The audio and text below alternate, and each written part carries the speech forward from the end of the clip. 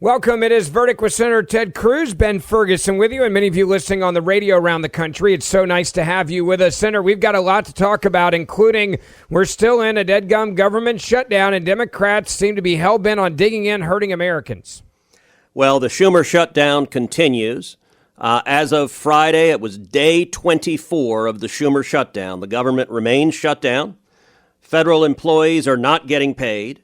We had a vote on the Senate floor on Thursday on Ron Johnson's legislation, very simple legislation, to pay government workers who have to work, to have them actually pay their salaries. In other words, essential workers, workers who are ordered to come into work, should get their salaries. It's a very simple, common sense proposition.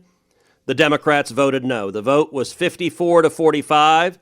So Warnock, Ossoff, and Fetterman were the three Democrats who voted to pay the federal workers that are being forced to work and are not getting their paychecks. And every other Democrat voted no, no paycheck for you. So we continue going through the weekend. Next week, the Senate is going to take up a series of votes to try to reopen the government again. We're going to break that down, what to expect in this next week and when and how this shutdown is going to end. We're also going to talk to you about the need to fight anti-Semitism on the right. Anti-Semitism is rising on the right, and we need to stand up and combat it. We're going to break that down for you. We're going to talk about an individual who's been nominated to be ambassador to Kuwait, who unfortunately has an extreme record, a record of praising the Muslim Brotherhood, of opposing President Trump's foreign policy objectives and principles, and I called for his nomination to be rejected. We're going to tell you all about that. And finally, we're going to talk about the need to stand up against the persecution of Christians in China. Communist China is imprisoning pastors and Christians. I'm leading a bipartisan effort in the Senate to call out China to stop persecuting Christians. All of that on today's pod. Yeah, we've got a lot to cover. I also want to talk to you about an amazing opportunity for you with Hillsdale College, and they are now offering classes for listeners of the show for free. Hillsdale College is offering now more than 40 free online courses. That's right, more than 40 free online courses for you, and I'm taking a couple of them right now. There are many different courses you can take, including learning about the works of C.S. Lewis, the stories in the book of Genesis, the meaning of the U.S. Constitution, and the rise and fall of the Roman Republic, or the history of ancient Christian church, all with Hillsdale College's free online courses. Now, I'm enjoying Constitution 101. It is a course that it will help you explore and understand the purpose of the Constitution, the design behind it, the challenges it faced during the Civil War, and how it's been undermined for more than a century by progressives and liberals. The 12 lecture courses is self-paced when it comes to the Constitution one, for example. So you can start whenever and wherever you want to. Now, our country needs more Americans to understand the Constitution and how to defend it from those on the left that are not only going after it, but encroaching on our God-given rights and what our Constitution says. So start your free courses right now at Hillsdale College. How do you do it? Go to hillsdale.edu/verdict to enroll. There's no cost. It's easy to get started. That's hillsdale.edu/verdict to enroll for free. Hillsdale.edu/verdict. All right, Senator, so let's start with where we are in the shutdown. It is amazing. I actually thought there could be some movement this week. The radical left and the Democratic Party clearly is saying no to that. They want to hurt people right now. It is hurting Americans, and they don't seem to be care about that. In fact, they seem to be proud of the fact that people are hurting. Well, they are. You have Democrats going on TV bragging that the shutdown gives them leverage, although it's not clear what they want leverage for, other than their demand that illegal aliens get free taxpayer-funded health care, and that demand is going nowhere and is wildly unpopular with the American people.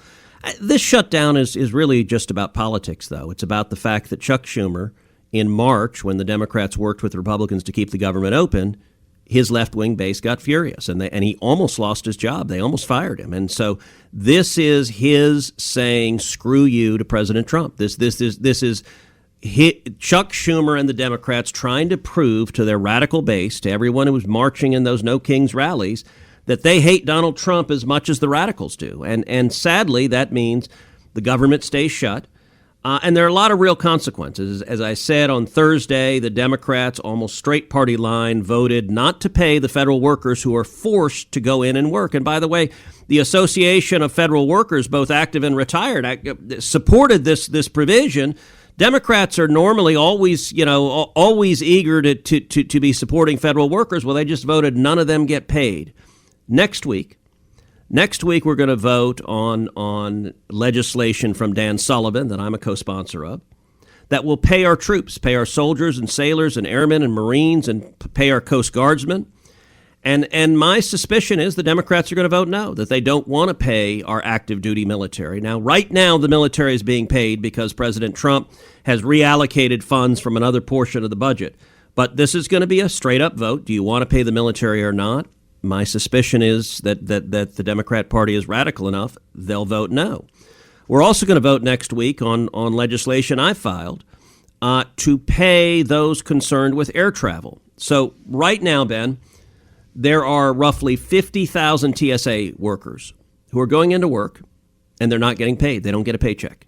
Yeah. There are roughly 14,000 air traffic controllers who are going into work and they're not getting paid. They don't get a paycheck. Now, the result of that, we're seeing more and more flight delays.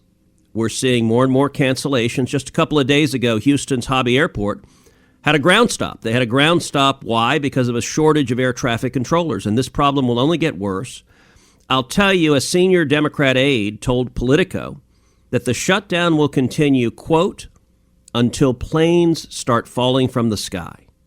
Wow. Now, that's not remotely funny. It is reckless, it is dangerous, and it is imposing real costs on the American people. And so next by the way, week, is there any accountability for that individual so far that we know of? It was an anonymous quote, so I suspect we'll never know who said that. But amazing. The bottom line is, and by the way, if this shutdown continues through Thanksgiving is the busiest travel time of the year. And if the Democrats had been forcing air traffic controllers to work for a month with no pay, you can predict real shortages and delays and cancellations that will impact Americans across this country. Now, I'll tell you something that'll make you mad, Ben. You know who is being paid? Who's that? Democrat politicians. Oh, yeah, because they didn't do what you did, by the way. And other conservatives were like, don't pay me during the shutdown. We don't need to get paid. So under the Constitution, the 28th Amendment to the Constitution, provides that members of Congress cannot have their salary altered during their term in office. And so that means constitutionally, even when the government shut down, members of Congress keep their paychecks coming. Now, as you just noted, you don't have to do that. And when this shutdown started, I sent a letter to the Secretary of the Senate, and I said, please hold my paycheck. Do not pay me. I do not want to accept a penny of salary unless and until the government opens up, unless and until our soldiers and sailors and airmen and Marines are being paid, unless and until our air traffic controllers are being paid, and all the federal workers, our Border Patrol agents are being paid, our FBI agents are being paid. Virtually every Democrat in the House and Senate has said, nope, keep my paycheck going. I'm going to take away yours, but me, the Democrat politician, I need every penny of my salary. Senator, let's talk about another big issue, and that is the rise of anti-Semitism. But it's not just on the left. We are witnessing it happen within the conservative movement as well, and that is very concerning to me and you as well. It is deeply concerning. So last Sunday night, I was the keynote speaker at Christians United for Israel at their annual Night to Honor Israel. And I was in San Antonio at Cornerstone Church with Pastor John Hagee. And I talked about, number one, the grief and tragedy of October 7th. Number two, the incredible military victory that Israel won and that President Trump won against Iran. But then I also talked about the danger of rising anti-Semitism. One of the points I made is that we support Israel because it is in America's national security interest to do so. Here, give a listen. Here, the United States provides roughly $3 billion in military assistance to Israel. The benefit we get from that, the Mossad, the intelligence resources. You look at Iran, where they knew where every anti-aircraft weapon was, every military leader, every IRGC leader. That benefit, if America tried to replicate that intelligence network, it would cost us tens of billions of dollars. And I will tell you, every lunatic terrorist in Hamas or Hezbollah or Iran that Israel took out, made America safer, and the United States of America should say to that little nation, thank you, thank you, thank you.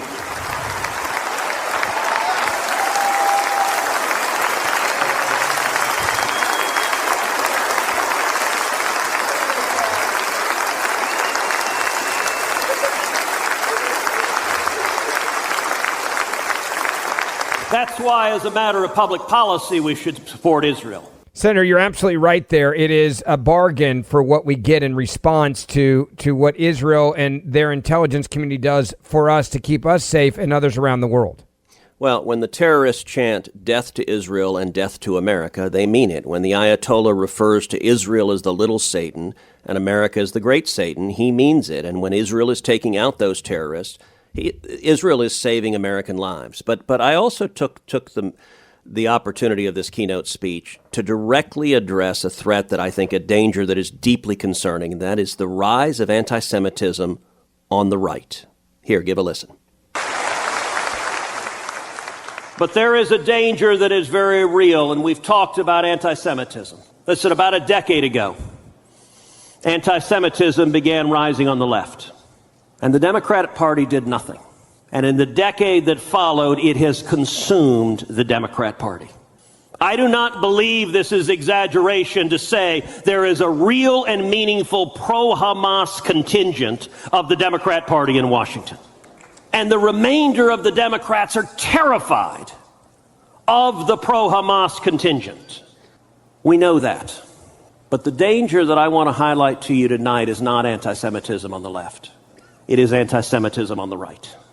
And I'm here to tell you, in the last 6 months, I have seen anti-Semitism rising on the right in a way I have never seen it in my entire life. Listen, CUFI is extraordinary. The work that CUFI does is desperately, desperately needed. But I'm here to tell you, the church is asleep right now.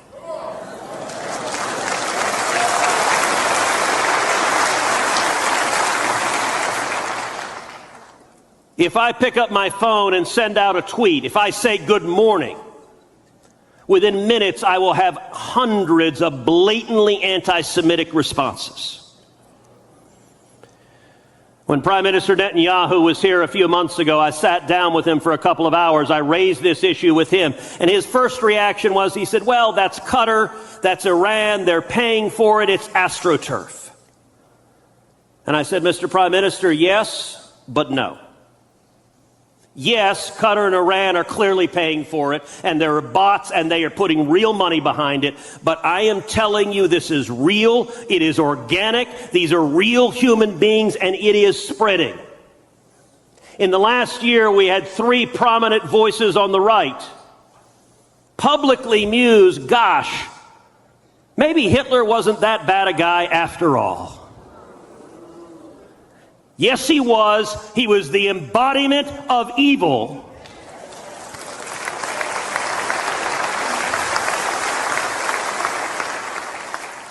And I asked Prime Minister Netanyahu, I said, imagine how different American political history would have been if Rush Limbaugh had been an anti-Semite instead of a philo-Semite. We would have a fundamentally different country if Rush Limbaugh had spent years spreading poison. I want to tell especially folks that are no longer teenagers or in your 20s, this poison of anti-Semitism on the right, it is spreading with young people. It is gaining traction. Part of it is philosophical. There's an isolationism. So they will argue, what business do we have supporting Israel? Why should America support Israel? It's their problem. Let them deal with it. And let me give you an answer as someone elected to represent 31 million Texans and fight every day for your jobs, your freedom, and your safety and security.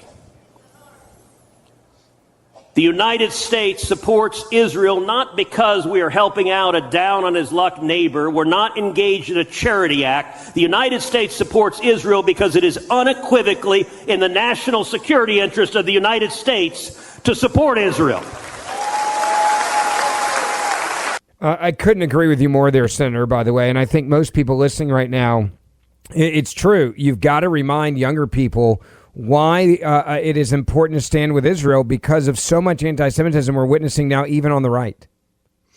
Well, and that's where it's spreading, and that's where it's dangerous. And I don't want us to make the mistake that the left made a decade ago of sitting there silently. And I'll tell you in particular, my call was to church leaders. Wake up. You know, you look at the polling, at the number of young Christians who are turning away from Israel. And it is really sad that they're being misled. But they're being misled, and there are very few pastors who are standing up and speaking the truth, teaching biblical truth. There are very few who are engaging and confronting these lies. And I think if we do nothing, we'll wake up in a few years and the Republican Party will be lost like the Democrat Party is lost, that we'll have two anti-Israel parties. And I, for one, I don't intend to sit quietly and let that happen. We're going to speak the truth. We're going to speak the truth on this podcast, and I'm going to speak the truth in every forum I can.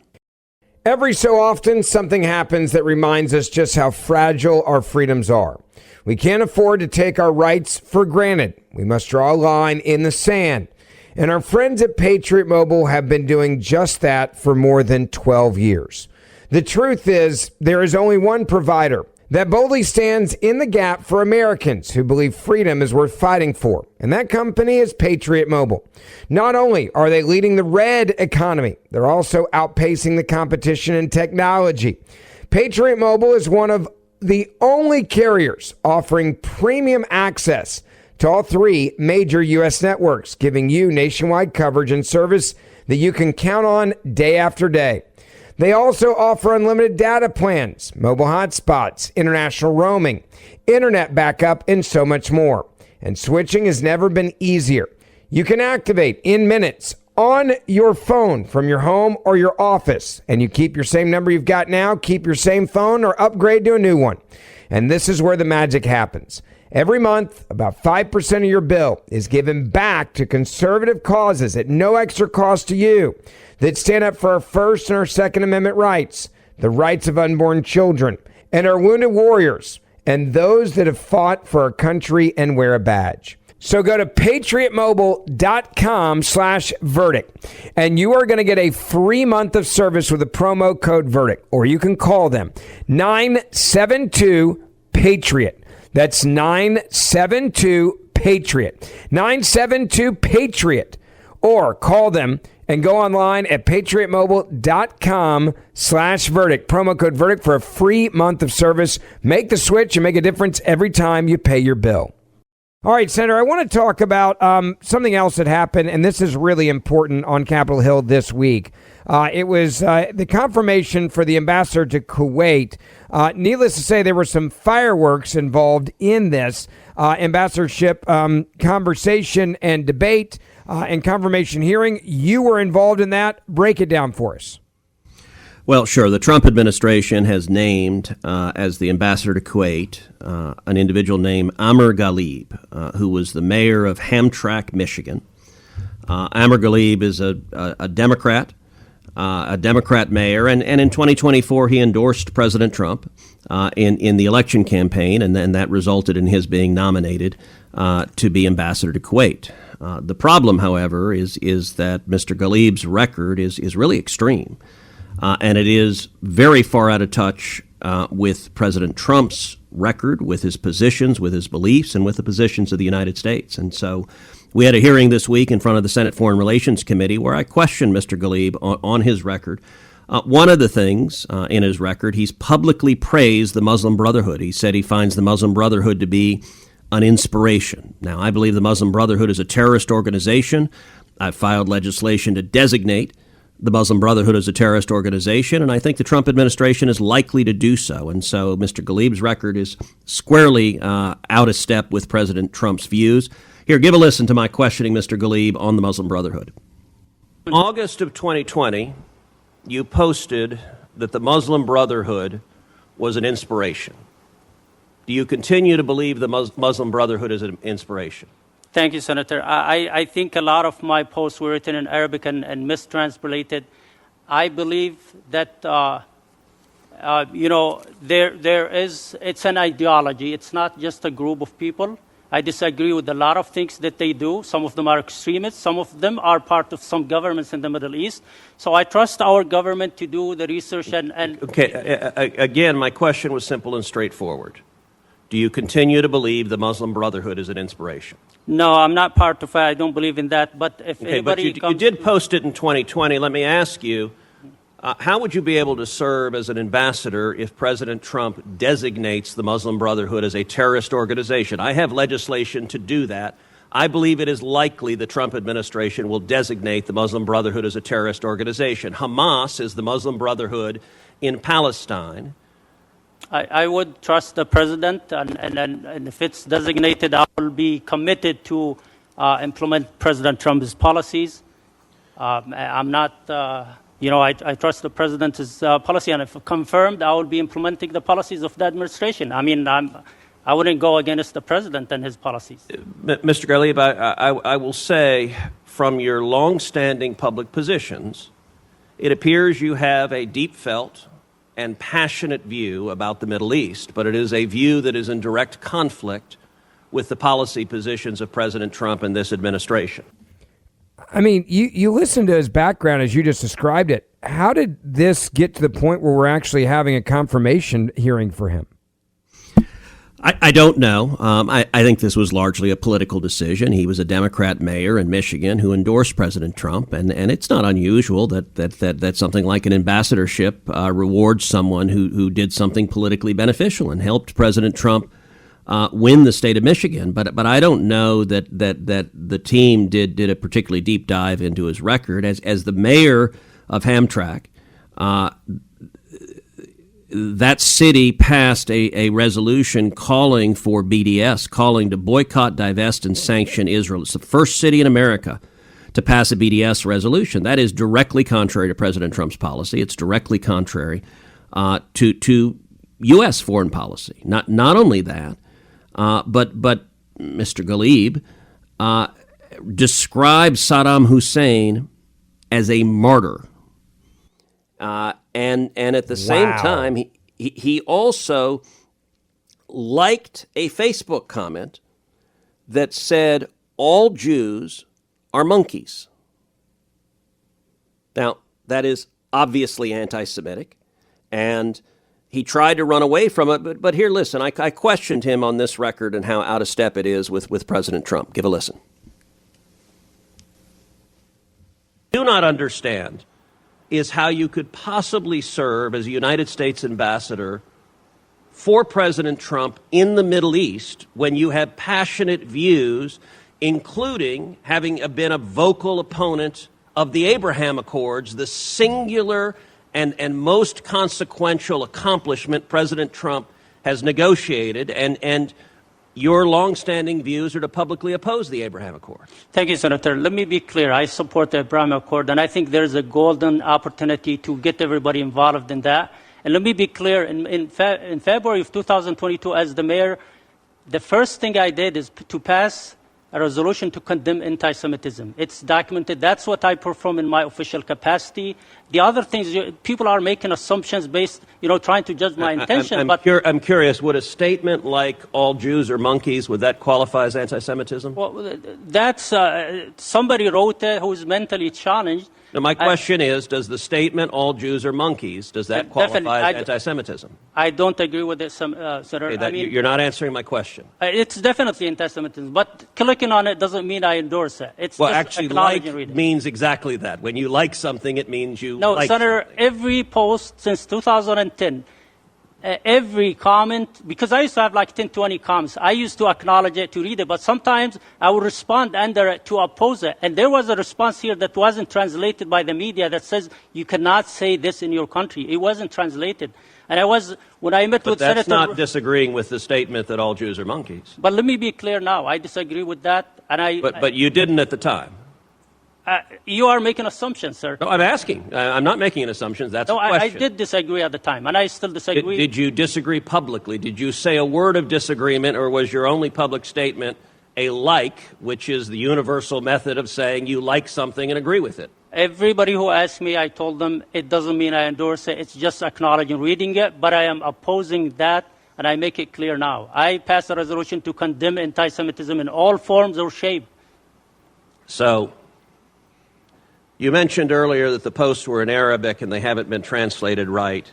I have in my hands right now one of those Arabic posts on August 13th, 2020, and I have the English translation. Among other things, you talk about individuals who died in Egyptian prisons, and you said, quote, "They die to be etched on the pages of history, stained in positions that inspire generations and make millions of Brotherhood fans exposed to a global demonic campaign and unprecedented demonic media infliction. I have only seen such situations in the martyr Saddam Hussein and his companions. May God have mercy on them." Thank you, Senator, for that question. I was talking about standing firm for the cause of a person doesn't mean I agree with him. I am a strong advocate of democracy in the Middle East. Yes, I was against the military coup, and I believe in democracy. That's the best value that we have, and we want everybody to enjoy that value in the Middle East. So I was advocating for democracy in the Middle East. Doesn't mean that I support certain group, but I support democracy. And well, as I said, I think your longstanding views are directly contrary to the views and positions of President Trump and to the position of the United States.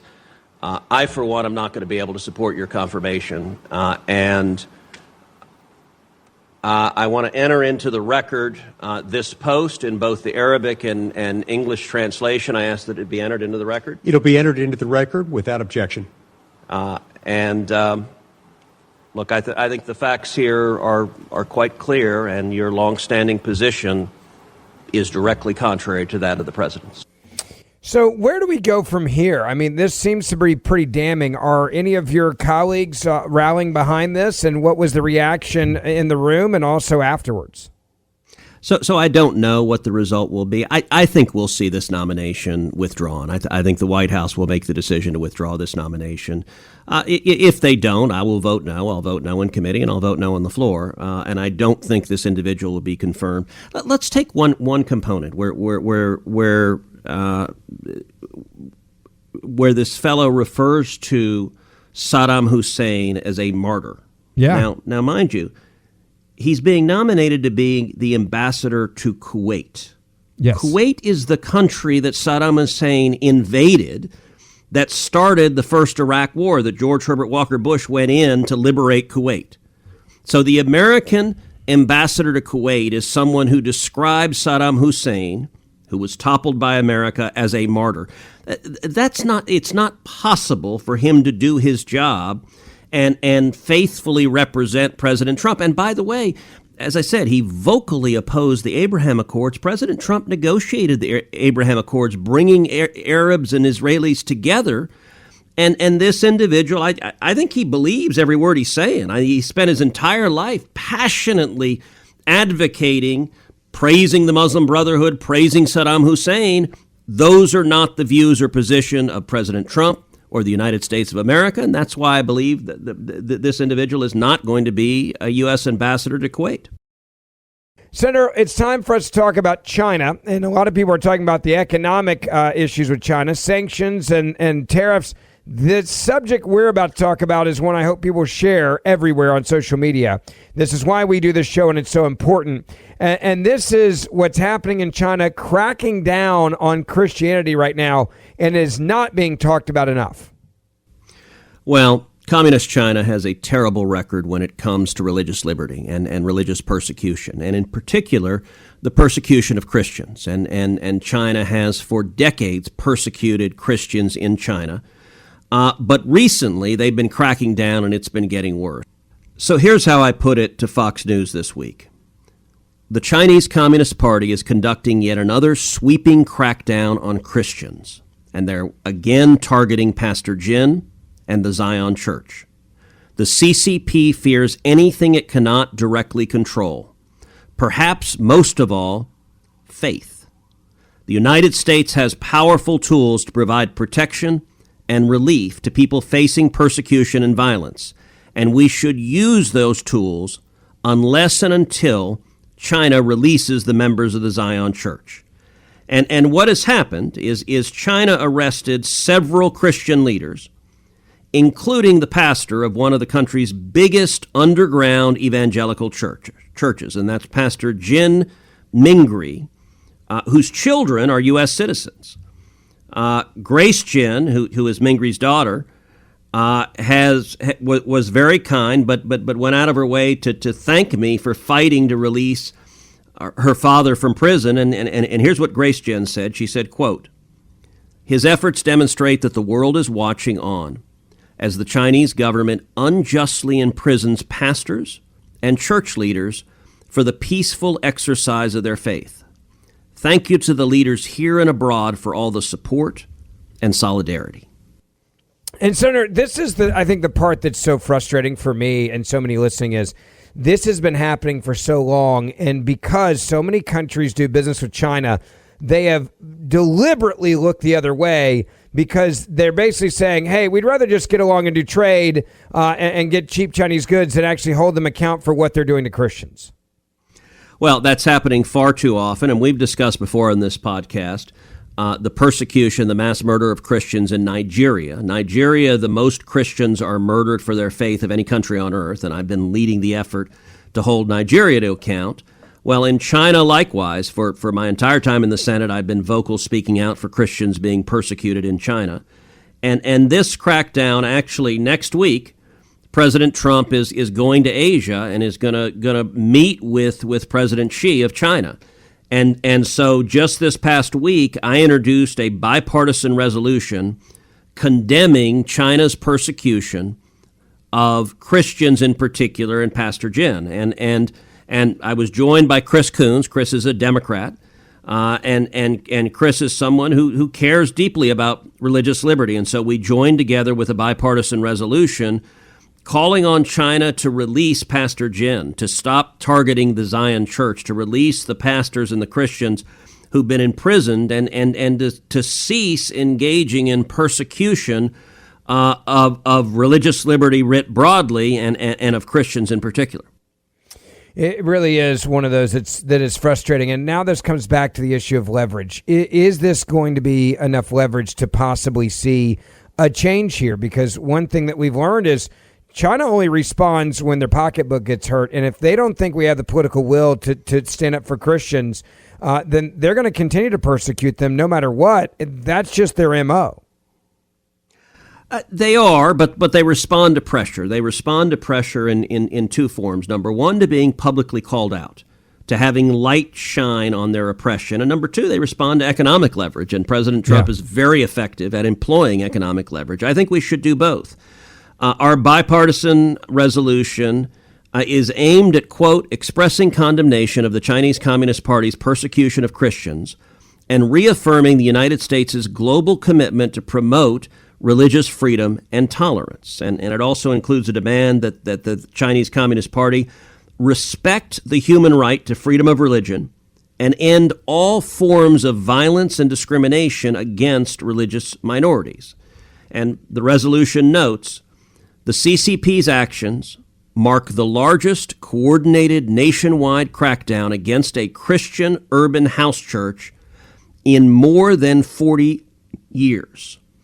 It also notes that the U.S. Commission on International Religious Freedom designated China as a country of, quote, particular concern for religious freedom every single year since 1998. And Pastor Jin of the Zion Church was detained by Chinese authorities.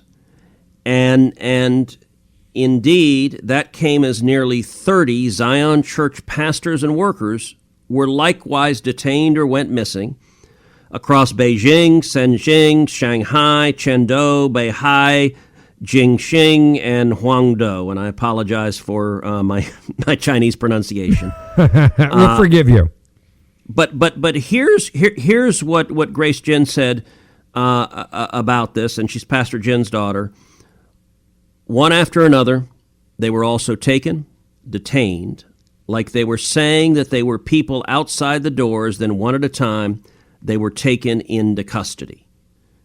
This is wrong, and President Trump has an opportunity when he is in Asia, when he is with President Xi, to call on President Xi to release these pastors, release Pastor Jen, release the Christians who are being persecuted, and stop persecuting people of faith. And I think the United States has a responsibility to be a voice for religious liberty across the country, to defend Christians when they're persecuted, to defend Jews when they're persecuted, to defend people of faith all across the world. You look at radical Islamic terrorists, many of them target and persecute other Muslims who are not violent. And I think religious persecution is wrong, regardless of who the victims are. And we should be a voice for religious liberty. Now, that doesn't mean that America should go and invade China to try to break the pastor out of jail. But there are lots of tools that the president can use, including the bully pulpit of the presidency, including shining a light, and including also economic leverage to try to stop this persecution. And I very much hope President Trump will do so in the coming week. Yeah, you and I both hope that. Final question on this. As you watch President Trump put pressure, not just on China, but other countries, it does seem to be that his foreign policy now is, if there is a wrong that needs to be discussed, it's going to be on the table front and center. That is pretty different from what we've seen in past administrations where they're like, well, maybe it's not the time to bring that up right now. He seems to be wanting to bring it all up.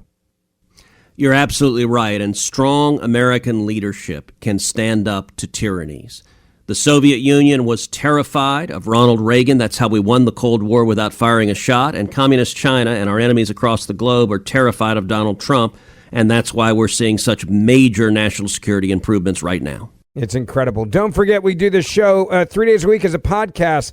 So download Verdict with Ted Cruz wherever you get your podcasts so you don't miss an episode. Please share the show with your family and friends so that these important stories that we're talking about here, this is a great example with China, are heard by the masses. And the Senator and I will see you back here on this radio station next weekend and all week long on our podcast as well.